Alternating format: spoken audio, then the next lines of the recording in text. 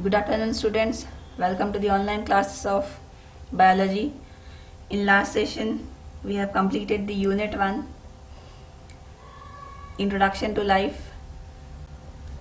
We have seen the topics characteristics of living organisms, basic classification, and cell theory. And in last session, we have completed the unit 1. In today's session, we will be starting with unit 2.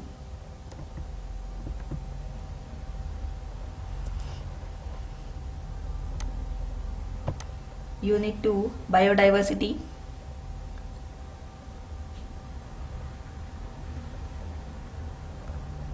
The first topic in Biodiversity Unit 2 is plant system.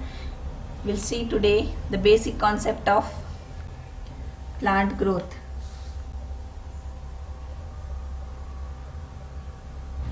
The first section of this unit includes the special aspects of plant growth, phases of plant growth, different phases, what are the different phases in plant growth, conditions necessary for the plant growth and development,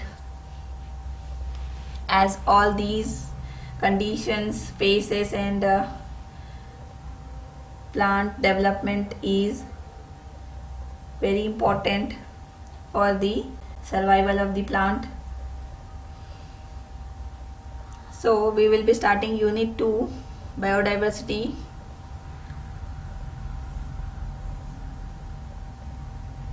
The meaning of biodiversity here is, bio is related to life, living organisms. Diverse, diversity is nothing but diverse group of living organisms, including plants, animals and microorganisms. We have millions of plants, animals and microorganisms. All these forms the diverse group of organisms on earth. So this is the meaning of biodiversity. Diverse group of living organisms, including plants, animals, microorganisms on the earth. It is nothing but biodiversity.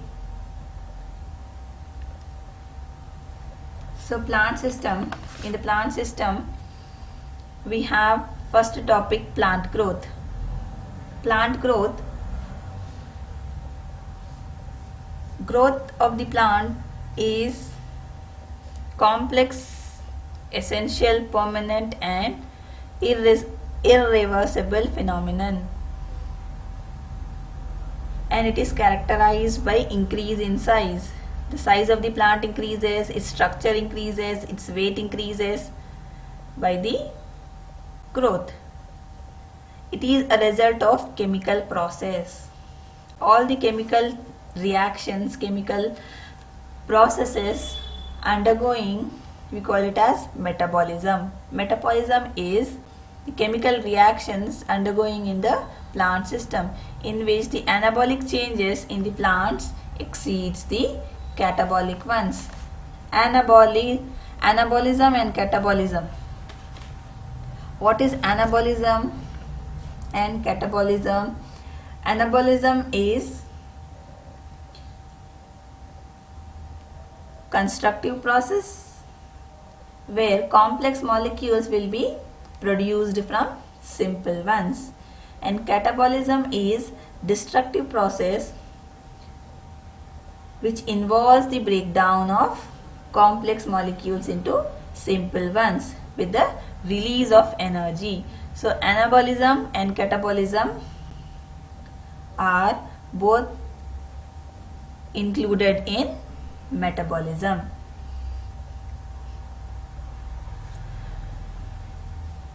Next we have different types of plant growth.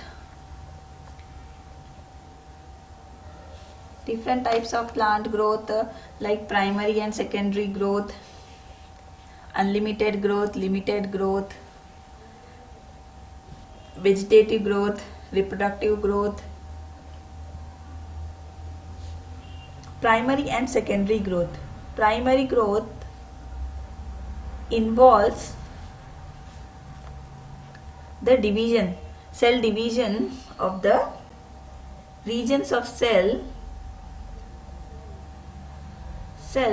at the tip of the roots and shoots. The tip of the root system and the shoot system, the development of cells at that regions, we call it as primary growth. Secondary growth is increase in stem by thickness. When the thickness increases, thickness of stem increases, we call it as secondary growth. When the tips of the stem increases, we call it as primary growth. So this is the main difference between primary and secondary growth. We have unlimited growth. Unlimited growth is also called as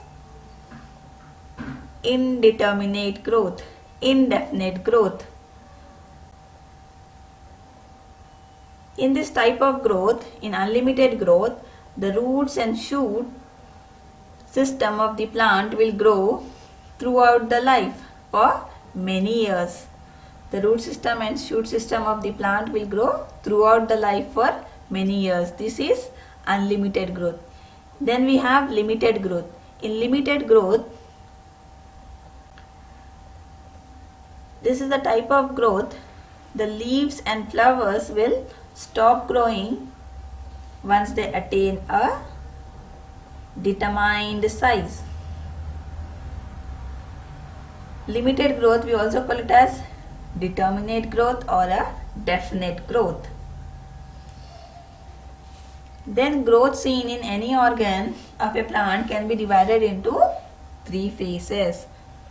The first phase is formative phase, elongation phase, second one, third one is maturation phase.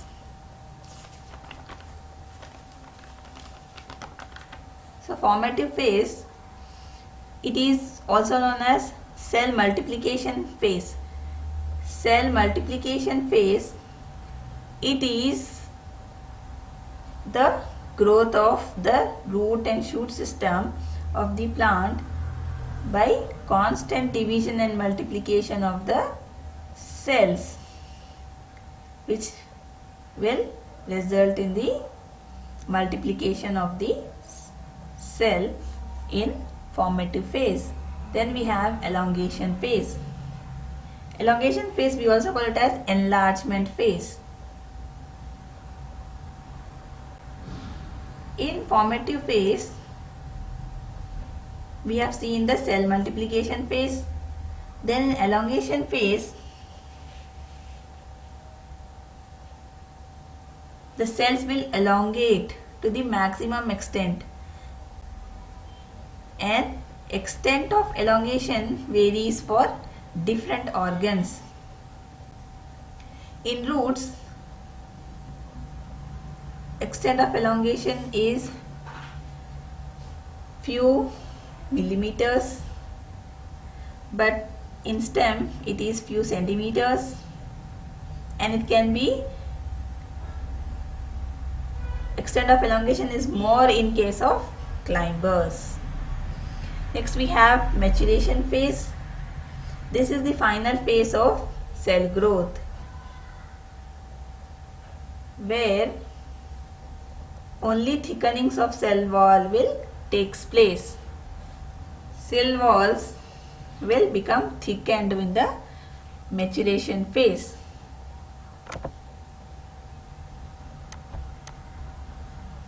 Next we have conditions necessary for plant growth. Different conditions are necessary for plant growth and development.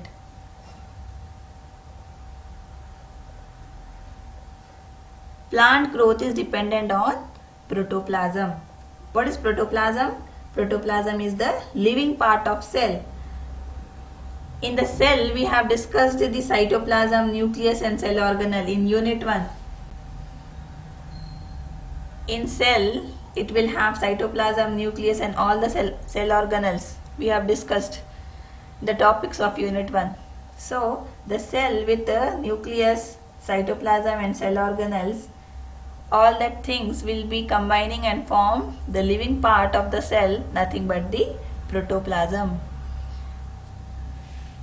All these are the different factors which will promote the growth of the plants. First one is water supply. Water supply should be adequate for essential maintenance of the cells of the plant. Very small quantity of water is required for the growth and development. Adequate amount of water is essential. How much is required for the plant is essential for its growth and development. Temperature.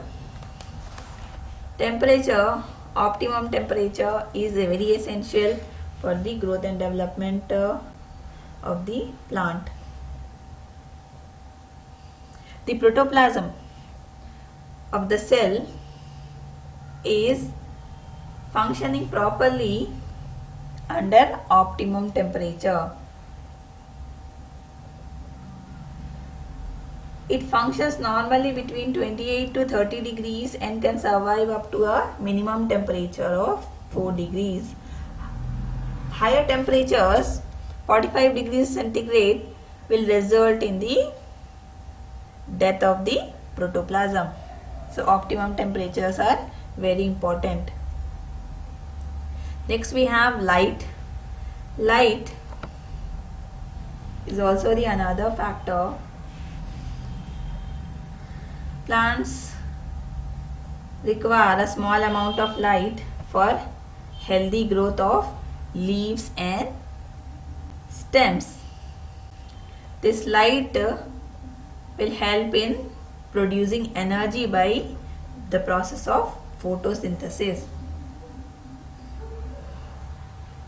Therefore, light is very important. Absence of light will result in weak and soft and reduced leaves and roots of the plant. Next we have oxygen supply. Oxygen is also essential for respiratory mechanisms of plants. Oxygen will help the plant for carrying out the growth activities of the protoplasm. And last we have supply of nutrition. Nutritive material, nutritions, is very essential for normal growth of the plant. All the essential nutrients necessary for plant is a very important source of energy. And all this nutrition, supply of nutritions, the plant will take it from the soil for their growth, normal growth of the plants.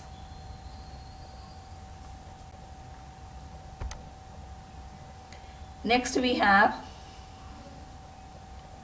nutrition. Nutrition.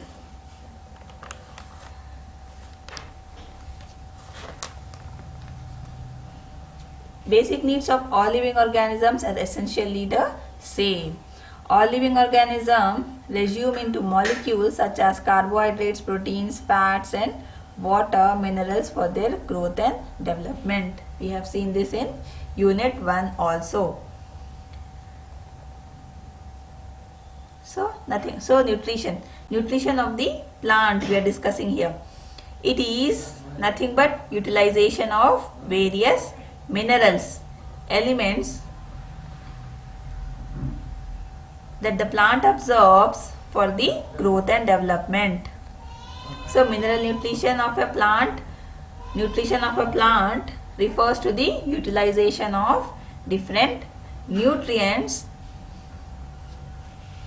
that the plant absorbs for their growth and development.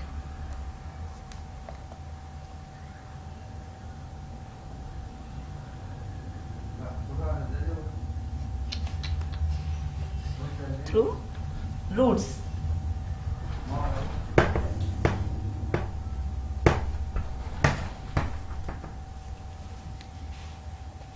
So nutrition is the nutrients taken by the plants, absorbed for their growth and development. Next we have criteria for essentiality of an element. Elements are the nutrients, mineral elements, mineral nutrients taken by the plants. The elements must be absolutely necessary for supporting normal growth and development. Reproduction. In the absence of the element or nutrients, the plant will not complete their life cycle. So, nutrients and elements are very important for the normal growth and development of the plants. Without the elements and the nutrients, without the nutrition, the plant cannot complete their life cycle. Requirement of the element must be specific and it is not replaceable by another element. In other words, deficiency of any one element by another element cannot be met by supplying some other element. So elements, nutrients, we have two types of elements and nutrients. That is, first one macronutrients and the second one is micronutrients. Macronutrients, macro, M-A-C-R-O, macro nutrients means the nutrients or the elements which are required in larger quantities by the plants. Micronutrients are the nutrients or the elements which are required in very less quantities, required in less quantities for plant growth and development. Micronutrients, M-I-C-R-O, we also call it as trace elements. Trace, T-R-A-C, trace elements, because they are required in trace amounts, small amounts, less amounts. Next we have role of macro and micronutrients. So nutrients are very important for the plant growth and development. When we see the classification, it is classified into macro and micronutrients.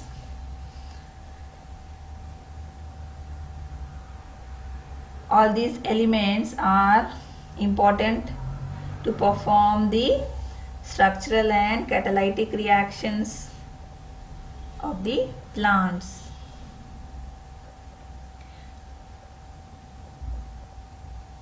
Structural role of these elements includes the formation of the cell membrane, cytoplasm, etc. Catalytic role, for the catalytic role also these elements are important. For all the enzymatic reactions, enzymatic activities, elements are, macro and micro elements are essential. First one, when we talk about the nitrogen, nitrogen is important element, important macro element of the plants, which will promote the vegetative growth of the plants. It helps in forming the proteins and the chlorophyll, nucleic acids, amino acids. It also helps in photosynthesis process of the plants, respiration, and protein synthesis is done by the help of the important nutrient, that is first one, nitrogen. Next we have phosphorus. Phosphorus is also another important element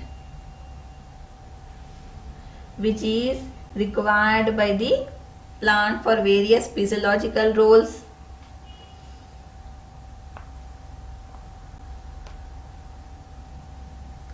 like formation of ATP. ATP we have discussed. What is ATP? The full form of ATP, adenosine triphosphate. Formation of ATP, the energy giving molecules, is done by the help of the important nutrient or the element, that is phosphorus. If the phosphorus requirement is not met, is not taken up by the plants, then that will result in deficiency of phosphorus, and deficiency of phosphorus will delays the plant growth. It retards the plant growth.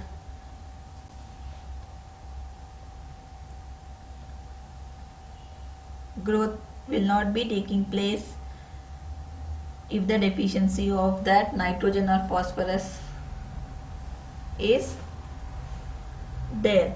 So next we have potassium, important element, important essential element, which is very important for the physiological roles, and that potassium content is decreasing, then that will result in deficiency symptoms of the plants. Potassium will help in formation of the sugars and starch. It will activate about enzymes. It also plays very important role in formation of chlorophyll, cell membrane formation. All these is done by the presence of the element or the nutrient, that is potassium. Role of the next nutrient, that is calcium. Calcium, fourth one, calcium will maintain the sugars. It will help in translocating the sugars required for the cell division process, important cell division process, that is mitosis.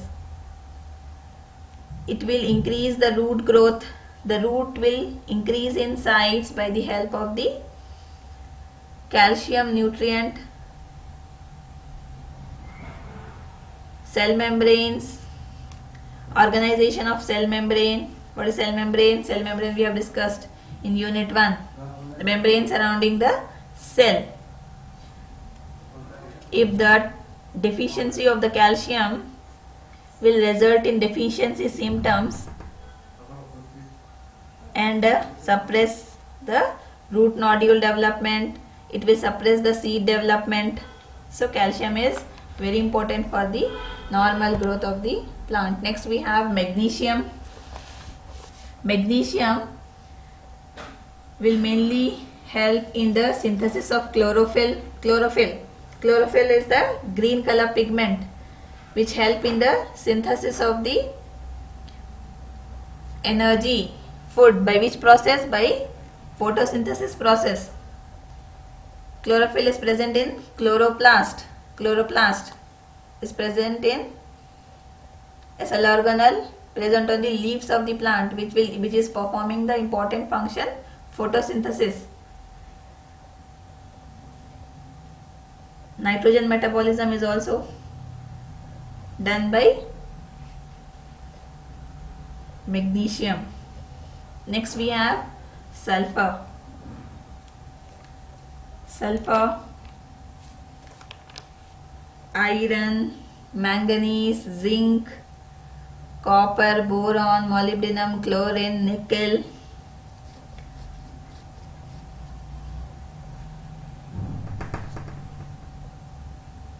All these nutrients are absorbed by the plant for various physiological roles, and if that is not absorbed, will result in deficiency symptoms. Stunted plant growth and death of the plant will take place if the zinc is not absorbed by the plants.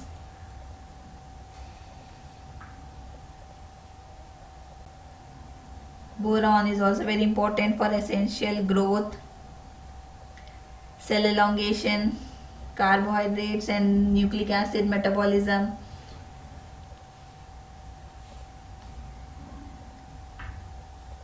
flower formation will be suppressed. Flower formation will not take place if the boron is not absorbed by the plant from the roots. Important nutrient.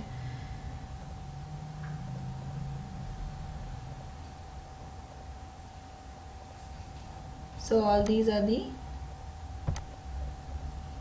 important nutrient or the elements taken up by the plants for their growth and development.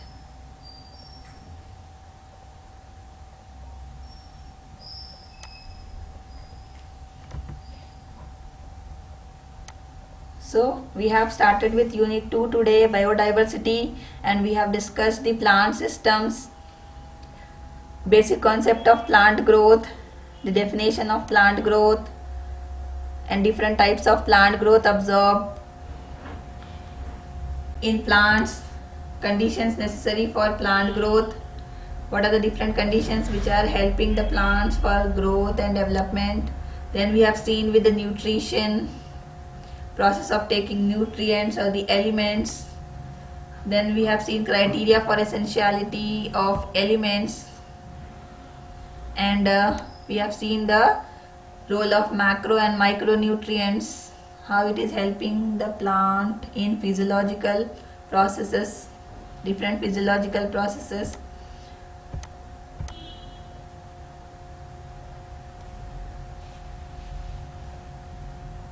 And I'll send the notes of unit 1 and the important questions of unit 1, notes and important questions. And also everyone should maintain the notes, separate book for biology.